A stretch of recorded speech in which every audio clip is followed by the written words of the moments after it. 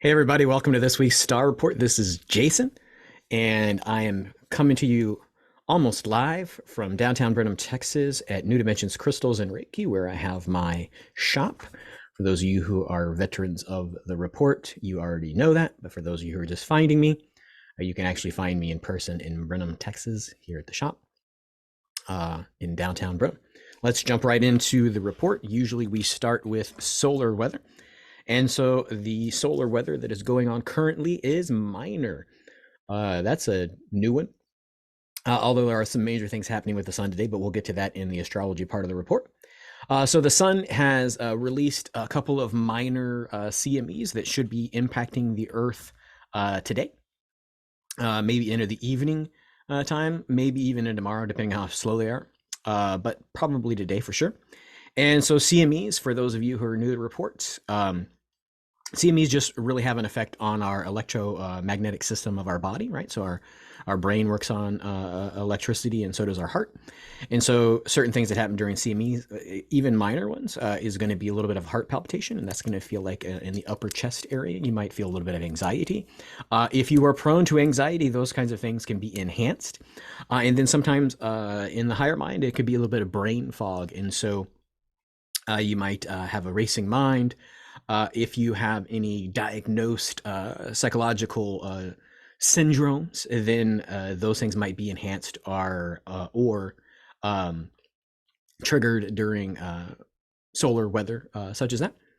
And so pay attention to that. Those things should be relatively minor, right? But if you're sort of feeling just a slightly bit off, that should be probably the cause, although the other things that are happening in the sun today might be the cause as well. And so there are no coronal holes facing our way either. And so the symptoms, like I said, should be minor. And the sun that we've been seeing over the last couple of weeks has gone into a decreased activity phase. So pay attention that that energy is going to be less impactful. But with the decreased shield of the Earth, even the minor stuff will be happening or causing things to happen on the surface of the planet. So pay attention to that, especially around low pressures, right? So there's a low pressure in the center of the country in the United States, if you're watching this internationally. And so just around the edges of those things, it can increase wind speeds, lightning strikes, and stuff like that. So be careful if you're close to weather. So let's move into the astrology part of the report. And that leads us into today, Wednesday. The sun should be a solar eclipse today here in the West, at least in the Americas. And that's going to happen at 8 p.m. tonight. So how's that going to happen when the sun's down? It is happening tomorrow in Australia. So the way the world spins, Australia is a day ahead of us, or almost a whole day ahead of us. And so at about 8 p.m. Central Standard Time here in Texas, there will be a solar eclipse. That's going to be a total solar eclipse, but only visible in Australia. And so what happens during solar eclipses is usually just sort of a reboot, right? So it's almost like the energy is kind of like when you unplug your internet or you switch off your phone and then restart it. Sometimes things move a little faster, new information comes, updates happen. So say that you should be paying attention to that kind of energy or information happening to you. That is happening today and today until the 20th. So that's tomorrow, today into tomorrow. For the last couple of days, I think the 18th to the 20th, the Aries stellium returned, right? And so the Aries stellium, you should sort of pay attention to. Aries alchemically is related to the higher mind, and that higher mind is usually either the frontal lobe, where you're having dreams, psychic interpretations, or stuff like that. Also associated with the Golden Fleece, which is Jason and the Argonauts. And so that Golden Fleece was this unknown or this expansive understanding or connection with the higher mind, which usually means the heavens or something consciously outside of the body. So that's the energy that's sort of happening today. And the energy had gone down. If you remember our report from last week, the energy had gone down into the brain stem or to the polyvagal nerve cluster here at the back of the neck.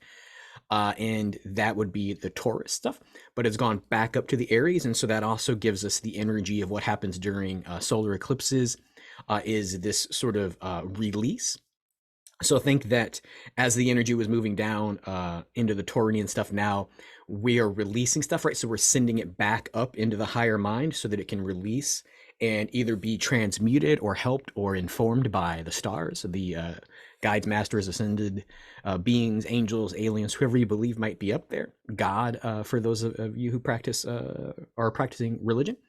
Um, those kinds of things. So it's almost like the let go and let God kind of thing. And so when you do that, just a little cautionary tale that a lot of the psychics and energy workers are saying that now you can just lay back on your laurels and let the universe take care of everything. Not necessarily, right? You should still remain sovereign, right? In control of your own faculties and not leave it to others or outside of yourself to sort of do your work for you. But that work could be as simple as just spending the time during the eclipse and then the time following to meditate, right? So actively be working with your consciousness to get this energy to move through it. Don't just be passively going, oh, I can be done with everything, let the universe take care of it.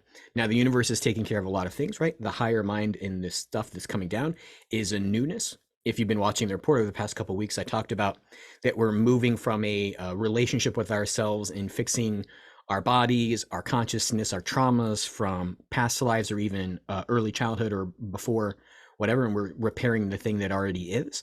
But we're moving, especially now in this eclipse season, we're moving into creating something entirely new. And so that might seem a little bit off-putting or a little bit daunting because it's really easy to look at a building, for say, and go, hey, that's wrong. I'd like to change the paint color. Here's where a fire occurred, or here's where some bricks fell off, or here's where something's wrong with the roof, and being able to repair that and make that building look like it's supposed to or how you would like it to. But when you're creating a whole new building, it starts to call on a whole different faculty of allowance and of manifestation of the soul to sort of create for yourself what you really want. And so that energy might be a little bit daunting, like you have to create something entirely new. And consciously and psychically and psychologically, it's really hard to create something out of nothing because you are worried you might do it wrong or that you might cause other traumas. And so that's the kind of energy that's going on. But just sort of meditate, right? And with that solar eclipse also comes the new moon. And so that new moon energy is also a reboot. That new moon energy is the dark moon, right? And so that starts the beginning of the moon cycle. It starts not at full, but at new. And so during this, it also allows you to have the recreation of something new, right? So we have two things applying today. Wednesday is the solar eclipse. So, right, so we have solar energy, which is masculine energy, active downloads, and then moon energy, which is creating the space, right? The blank slate or the dark space, or the allowance for this energy to sort of manifest and sort of come into being. And so pay attention to that happening today, Wednesday. Which leads us into tomorrow, Thursday, which is also the solar eclipse energy still, because it'll be tomorrow when it happens on the other side of the planet. So that sort of messes with your head a little bit. But Thursday, we have that solar eclipse energy. We have the new moon energy here in the West when the solar eclipse is happening on Wednesday. That sort of opens up. So Thursday is the opening of the Eclipse Gateway or the Eclipse Doorway, right? And that's a 2-week period that sort of allows all this energy in, where you should really be focused on this new building, this allowing of this energy to come, where you want to receive, but also not be passive in your mind, at least, about what you're trying to create.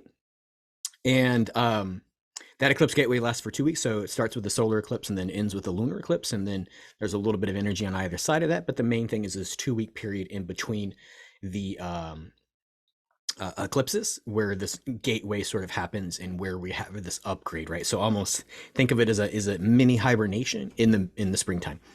And so the solar eclipse, the new moon, and the gateway really lead us into the next happening, which is happening on Friday, which we get into the Taurinian stellium returns, right? So we just had these 3 days of releasing everything from the body, right? So the energy came down into the Taurinian stuff and then back up in the Aries and now back down into Taurus. So it's almost like if you are trying to get yourself unstuck out of the mud and you're sort of rolling the car back and forth trying to move, right? So this last little bit is just a rev up so that we can bring in that energy over these next 2 weeks to sort of manifest, right? So Taurus and the Taurinian stellium really works right here on that nerve cluster, but it's about setting the direction, right? Which is why you can't be passive. You have to be paying attention and actively meditating and trying to construct the reality you're moving towards. And so that Taurinian stellium is really going to be affecting you because it's got the moon, Mercury, the north node of the moon, and the sun in it, right? And so those the north node really means everything that sort of happened in this life, so a rebirth of this life. So with the new moon and then the north node with the Taurian stellium, this rebirth of a new life. The sun, which is active energy or the download, the moon, which is the space, and then Mercury, which is really about communication, right? So if we're thinking the back of the neck is a polyvagal nerve, that kind of moves into the throat chakra too, or will move through the throat chakra. So you can speak your reality into happening or manifest it by speaking a voice, creating a vibration, creating an intention. And so that energy is really going to be happening Friday. And Friday is the beginning of Mercury retrograde. And so Mercury retrograde is going to last, I believe, until May the 14th. And so as that energy sort of hits us, Mercury is really about communication and inner communication. So that's why meditation, contemplation, and even things like breathwork that are expansive of the consciousness and sort of activating the physical form of the body to create an energy, which is an allowance, which is in creation, which is bringing in more in an intentional basis of prana, which is spiritual energy. Right? If you imagine that the energy of the cosmos or the air has like oxygen, hydrogen, and carbon dioxide and everything in it, it also, in addition to that, has spiritual energy to it. So you also want to think it's like paired with it. Like here's all the physical realities of gases, and then here's like spiritual reality. And sometimes that's even larger than what is actually particularly moving through the body. And so when you have an intention or focus to bring that energy in and what is, the more you bring in, the more you get of that energy, right? So you're really trying to breathe that energy in, and then communicate that out. Mercury being in retrograde is about an inner communication, but it is also a cautionary tale. So this is the second upload or trying of a recording of this device. So it's those kinds of things about communication technology will slow down with the solar activity. That'll also happen, right? So the idea of trying to actively do stuff will be slowed by this Mercury retrograde. So pay attention that you're not bogged down or diverted from your actual activity because your technology starts to jack with you. Just keep going. And so that's Friday, right? And the Taurinian stellium. And so really this 2 weeks is to allow the spirit world or the consciousness, the super consciousness world to inform you, right, what's going on. And so you'll start to see that the society as a whole will start to have some revelations during this, right? So the uncovering with the eclipse is also the uncovering or the reboot with societies, right? So it doesn't happen to be just a personal thing. It can also be a global thing. So pay attention for things like that to sort of come out. And then just breakdowns in communication, right? And this could be breakdowns in society, right? So you could see increase in war. You can see increase in non-compliance with the law. You can see increase in medical sort of things and sort of being able to communicate what's happening in the physical body and people going to their doctors to check on things like that. So pay attention to that. Friday is when that really kicks up a notch. Saturday, and so the Taurinian stellium is going to be with us for about 3 weeks. So pay attention to that. Energy is going to continue to help you manifest and be moving along. But that moves us into Saturday. And Saturday is baking in that energy. Will still be in the gateway, right? So the 2 weeks. But then we're also adding the peak of the Lyrid meteor shower. And so those are coming from or look like they're coming from Lyra, the star system Lyra, right? So if you're trying to look for where those are in the sky, just find a sky app and look for Lyra and sort of see those meteorites coming through, right? And so meteorites and meteor showers, when they're evident, well, they're happening all the time anyway, but when they're evident and they start to glow into our own atmosphere and become visible to us, they bring about extra dreams and information, right? So upgrades. So sort of look for your sleep to be, if you don't like dreaming or you don't like crazy dreams, look for your sleep to be uncomfortable. But if you're looking for messages and stuff like that, then dreams should pick up on Saturday. If you happen to be local to this area, Brazos Valley MUFON is actually having, I believe, this Saturday, a Star Watch Saturday. So go to look up Brazos Valley MUFON and see the details about how to get to that, or send them messages and get details about how you might participate in looking up at the stars. Of course, MUFON is looking for objects that are not natural, flying through the sky, as well as natural happenings of stars shifting and meteors coming down. And of course, the Taurinian stellium continues then. That's pretty much the energy for the rest of the week. Things that you can sort of do with yourself besides meditation that you sort of heard me say. During the new moon, things that are very important if you're trying to sort of go along with the universe, letting go of that extra stuff. You could have a bonfire or just a fire outside, fire circle, little place where you burn food if you're barbecuing, where you burn things in the back. And so lighting wood, casting things that you want to let go into that is a good ceremonial thing that you can do. So sometimes people call that a holy fire.